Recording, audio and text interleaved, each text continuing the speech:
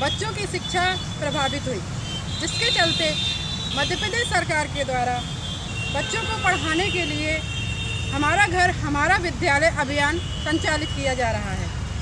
इस अभियान में बच्चों को मोबाइल्स के द्वारा शिक्षा दी जा रही है, परंतु कई सारे बच्चे ऐसे भी हैं जिनके पास मोबाइल नहीं है, जिसके लिए हमारे शिक्षा विभाग के द्वारा बच्चों के घर घर जाकर उन्हें पढ़ाया जा रहा है।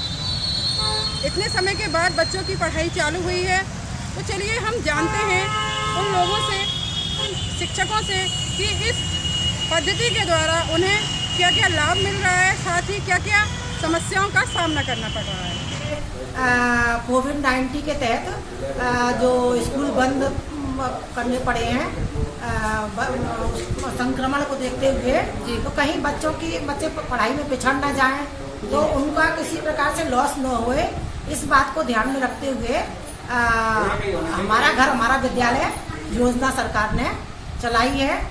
और उसके तहत पालकों से एंड्रॉयड मोबाइल के माध्यम से भी चर्चा की जाती है, और बच्चों के समस्या का समाधान कहीं अगर नहीं भी है उनके मोबाइल, तो घर जाकर पालकों से भी कांटेक्ट करते हैं, और बच्चों से भी आप जाके वहाँ पर बच्चों की समस्या का समाधान करें और उन्हें पढ़ाएं, उनकी पढ़ाई में मदद करें, ताकि बच्चे पढ़ाई में से पिछड़ नहीं जाए। ये घर घर जाकर भी पढ़ाने का अभियान चलाया है, तो हम जाते हैं और बाकायदा। तो इससे क्या है, इससे हमने ये देखा थोड़ा सा बेनिफिट भी मिला वैसे कि पालक भी बड़े खुश हैं और बच्चे भी खुश हैं कि हमारे शिक्षक हमारे घर आते हैं, और हमारे शिक्षकों ने आकर हमारे पालकों को समझाइश दी और उनसे कहा, तो वो भी अब रुचि लेने लगे हैं। और नहीं तो बच्चे पापा से भी डरते थे, मम्मी से तो अमूमन नहीं, पर अधिकांश बच्चों का पापा का ही खौफ रहता है, तो वो भी निकल गया।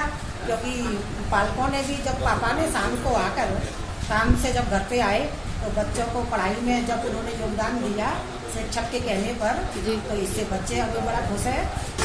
ये ऊपर देखते हुए सही पॉइंट पर गोला लगाएं, ठीक है ना, इस तरह से। और ये चीज़ है यहाँ पे, ठीक है, दुकान है इस तरह से। बच्चा पढ़ाई में भी रुचि लेने लगा कि यानी पापा शिक्षक तो हमारे हम पे गौर कर ही रहे हैं और पालक भी गौर कर रहे हैं, तो हमें कुछ करना चाहिए। तो काफ़ी आनंद पूर्वक कि हम जिस क्षेत्र में पढ़ाते हैं वो चूँकि स्लम बस्ती है, और वहाँ पे अमूमन परिवार ऐसे हैं कि वो मादक द्रव्यों का सेवन करते हैं, और जब जाते हैं तो कुछ लोग गलत व्यवहार करते हैं, यानी अच्छी तरह से पेश नहीं आते।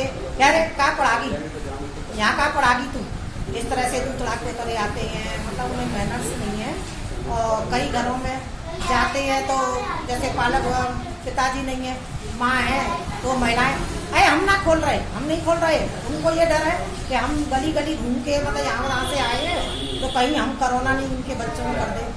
और फिर जबकि हम खुद अपना वो ताक पे रख के जाते हैं, क्योंकि हमें भी तो खतरा है, हमें अपना भी, क्योंकि हमारी बस्ती में जहाँ हम पढ़ाने जाते हैं, जिस क्षेत्र में मेरा विद्यालय है, पॉजिटिव निकले, मरीज पेशेंट निकले थे, लेकिन जब वो ठीक हो गए, उनकी निगेटिव रिपोर्ट आ गई, और वो फिर भी 14 दिन क्वारंटाइन पर रहे। उसके बाद हमने सोचा चलो 1-2 बच्चों का हम हित करें, तो उन्होंने अंदर घुसने नहीं दिया। फिर उनसे रिक्वेस्ट की कि ऐसा नहीं है, आप जैसा समझ रहे हैं आप ऐसा मत सोचिए, कोरोना भयंकर बीमारी नहीं है, तो आप अपने बच्चों को देखिए, आप अच्छा खिलाइए, इनकी इम्यूनिटी बढ़ाइए।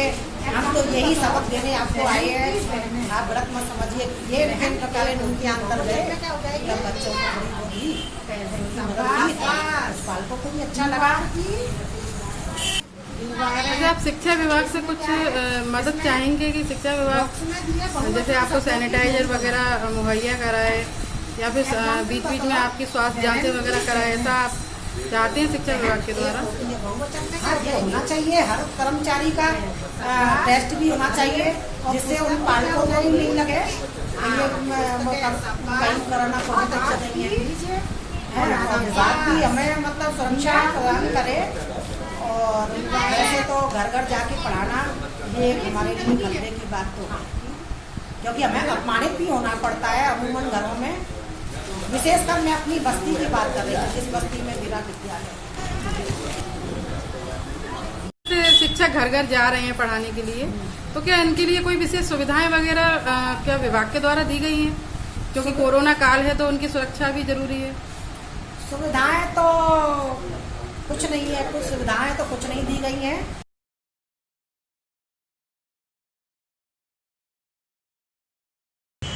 मैं ज्योति कदम, मुरैना, मध्य प्रदेश, इंडिया अनहर्ड के लिए।